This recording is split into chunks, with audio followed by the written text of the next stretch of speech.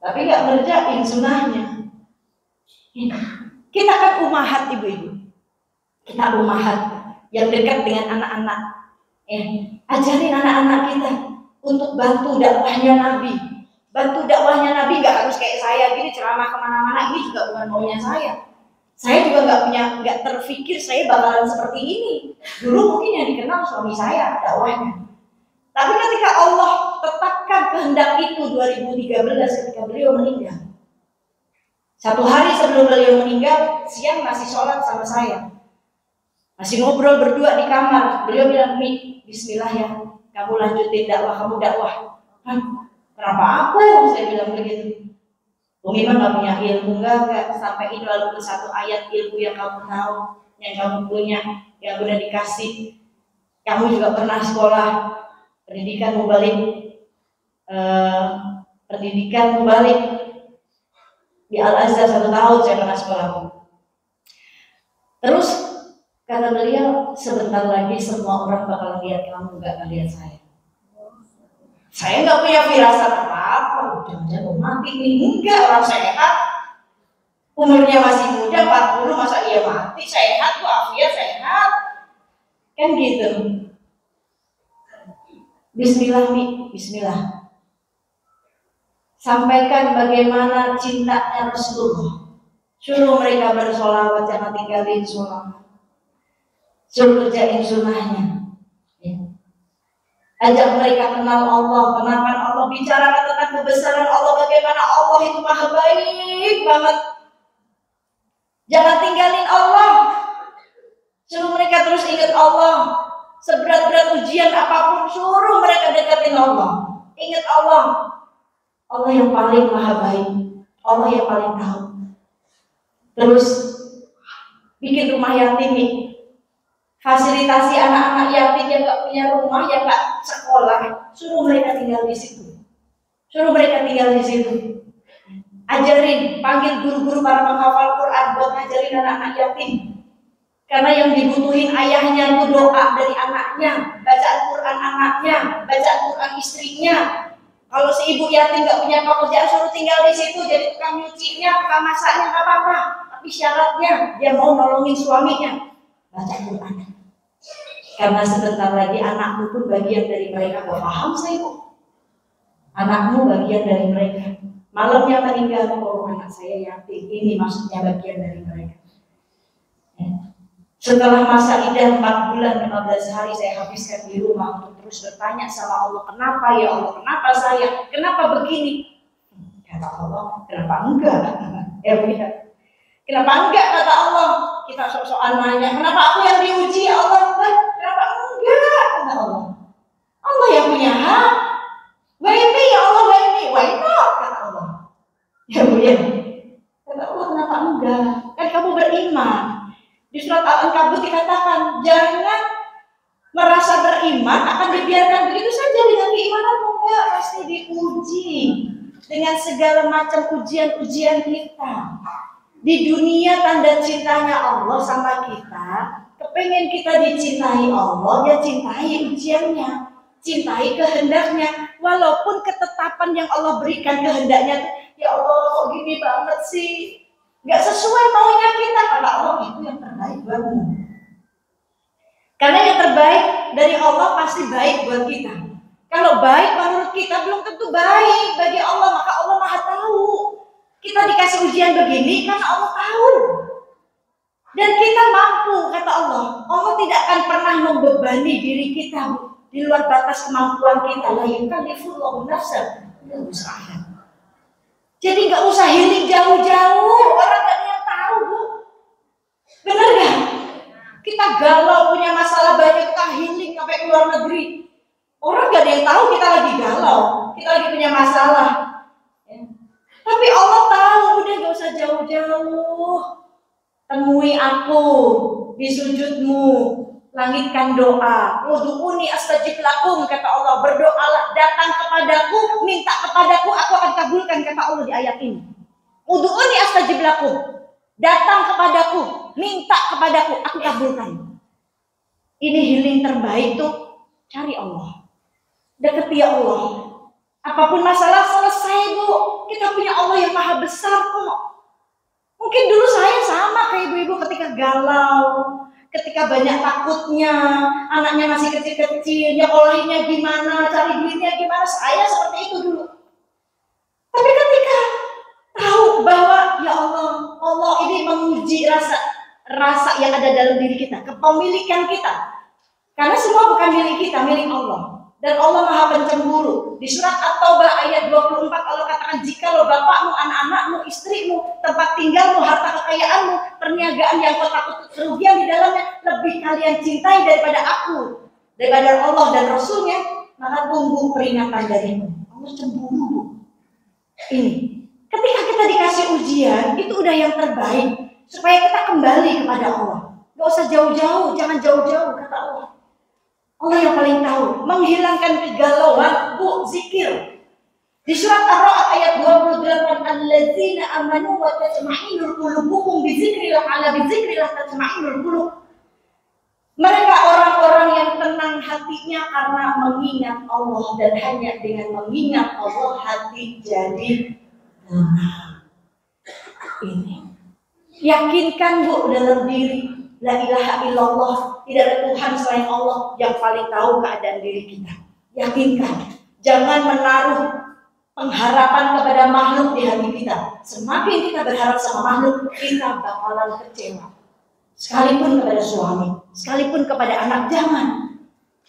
Tapi taruh pengharapan itu kepada Allah yang tidak pernah mengecewakan kita.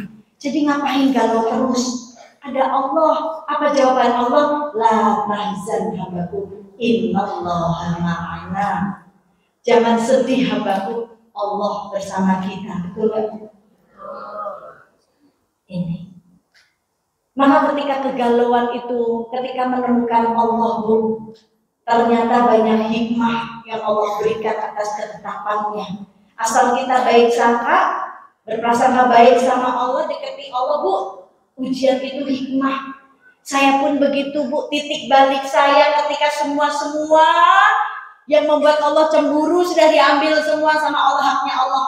Suami, orang tua saya, harta beserta isi-isinya rumah habis terbakar. Di situ titik balik saya. Ya Allah, ampuni saya ya Allah. Mungkin dari semua itu saya mendoakanmu ya Allah. Cinta harta, cinta dunia, cinta suami, merasa semua milik saya, cinta popularitas, hingga ada di titik di mana coba siapa yang kamu butuhkan saat itu? Allah. Siapa yang diharapkan saat itu? Manusia? Enggak. Ketika kita berharap sama manusia, minta tolong manusia itu enggak mau nolongin kita, kecewa saya. Tapi ketika terjebak yang mustahil bagi saya selamat di kebakaran ini, rumah saya terkepung api, di mana-mana api, saya nggak bisa keluar, nggak bisa masuk ke dalam lagi, cuma nyelamatin anak-anak, merembet pelan-pelan di kamarnya anak-anak, bawa anak-anak keluar, sampai akhirnya loncat di lantai 2. Itu cara Allah, Ketika kita mentok, gak ada orang yang peduli, gak ada orang yang nyelamatin, Allah dekat, sedekat hirupan nafas kita. Itu Allah. Itu cara Allah. Yang kata, mustahil nih saya selamat nih, mati deh udah saya sama anak-anak. Tapi lihat, ketika Allah tahu untuk memberikan ujiannya, Allah tahu kapan Allah akan nolongin kita. Allah paling tahu. Yang kata kita mustahil, Allah punya jalan cara yang jauh lebih mustahil lagi buat kita. Walaupun jalannya harus loncat-loncat, udah gak bakal mati, kamu loncat udah selamat. Walaupun habis semuanya, kan itu cara Allah. Supaya apa? Kita kembali. Kamu mau kembali nggak? Jangan lama-lama tersesatnya, jangan. Kembali. Kita punya Allah. Allah yang paling tahu keadaan kita. Ketika kita tawakal kepada Allah, kita kejar jalan takwanya kita selamatin akhirat kita. Dunia, bisa nggak selamat, betul. Saya nggak selamat dengan dunia kok. Saya kejar mati-matian dunia ketika saya punya anak-anak kecil-kecil. Saya kejar mati-matian, saya nggak pakai cadar ketika itu. Nyanyi, main sinetron, main film, semua saya kejar. Anak saya 4 saya harus sekolahin. Dakwah di mana-mana. Tapi ketika ada satu titik yang 0, di situ, ya Allah terima kasih. Engkau masih kasih kesempatan saya. Walaupun habis, walaupun ada pertanyaan anak-anak Umi, kita tinggal gimana Allah aja. Allah gak akan nyanyain kita. Betul. Orang berbondong-bondong, Umi rumah tempat tinggal saya aja, tinggal sana kosong, nggak bawa apa-apa, bawa baju, udah mana bajunya kena asap, semua habis. Tapi itu cara Allah, Bu. Ketika kita akhirnya fokus kembali kepada Allah, Allah bukakan pelan-pelan jalannya dan banyak hikmah. Kalau nggak seperti ini, saya nggak mengambil hikmah pelajaran yang paling berharga. Ketika saya banyak pertanyaan ke Allah, ya Allah kenapa? Jawabannya, ya nggak kenapa-kenapa kata Allah. Ikuti aja maunya Allah, ikuti mauku. Gampang, aku kasih maumu. Jangan ikuti maunya kita, belum tentu Allah kasih karena kita banyak maunya, betul nggak? Belum kejar ini pengen Allah, yang ini udah dapat pengen itu. Itu manusia mengejar bayangan, Bu. Kita kejar bayangan kita ketika kita berdiri di depan bayangan kita jalan, bayangan mendekat atau menjauh? Menjauh. Itu kalau kita ngejar dunia. Dunia gak akan kemana-mana, Bu. Tapi dunia itu sifatnya dunia, kalau kita nggak kehilangan dunia, kita yang ditinggalin dunia. Kalau kita nggak ninggalin dunia, kita yang ditinggalin sama dunia. Maka kejar saja yang punya dunia supaya kita nggak ditinggalin. Allah nggak pernah ninggalin kita. Ini. Tapi bagaimana supaya bayangan yang ngejar kita, Bu? Gimana caranya supaya dunia yang ngejar kita putar balik, belakangin bayangan. Kita jalan aja udah, bayangan bakal ngikutin kita kok.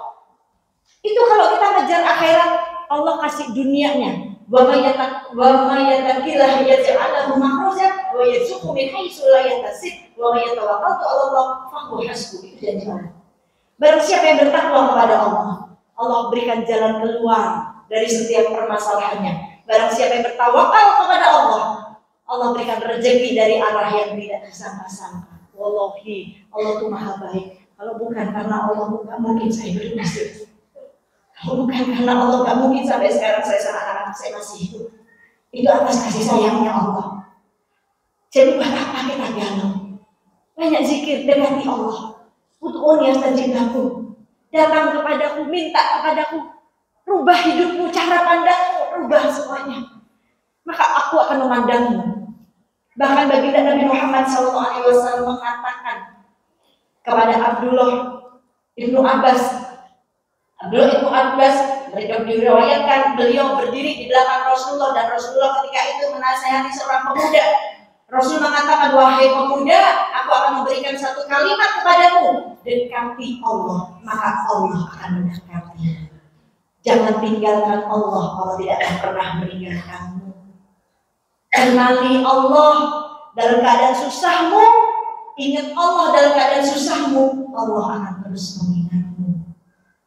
Ini ketika kita rela dengan segala kehendaknya, Allah berikan keridhoannya. Maka hidup butuh ridhonya Allah. Kalau Allah udah ridho sama kita, jalannya mudah, Bu, nikmat aja. Kita punya masalah, Bu, ya Allah, kita punya Allah yang maha besar. Ya. Rahmatnya Allah itu jauh lebih besar dari murkanya Allah, Bu. Maka jangan pernah putus asa akan rahmatnya Allah. Berprasangka saja yang baik dengan Allah. Udah jangan galau-galau lagi. Jawaban galau yang pertama, buru-buru healingnya ke Allah, gelar sajadah, banyak ibadah di situ. Banyak panggil Allah, sebut Allah, ingat Allah dengan hati dan lisan kita. Ya, banyak istighfar. Lalu terus baca Quran tuh, cara ngilangin galau, baca Quran. Ibnu Mas'ud pernah mengatakan, datangi 3 tempat ini nih supaya hatimu gak galau. Yang pertama, datangi orang yang baca Quran. Kalau kita gak bisa baca Quran, datengin orang tersebut. 2, dengerin ketika dia dengerin, sering-sering denger Al-Quran. Kalau kita gak bisa baca Quran, setel murafal, dengerin, baca terjemahannya. Kalau kita gak tahu, gak bisa baca Quran, dengerin murafalnya, baca terjemahannya. Itu ngilangin galau. Datangin majelis taklim tuh seperti ini, kumpul sama orang-orang soleh-solehah seperti itu. Ini ya, insya Allah. Semoga semuanya diberikan hati yang tenang. dijauhkan dari penyakit-penyakit hati, dan dijadikan wanita-wanita yang kelak bisa berjalan di belakang Sayyidatuna Fatimah dan menjadi wanita-wanita ahli surga. Ala hadhihi ya likulli niyatin sholihah wa ila hadratin Nabi Mustafa Rasulillah sallallahu alaihi wasallam bisiril Fatihah.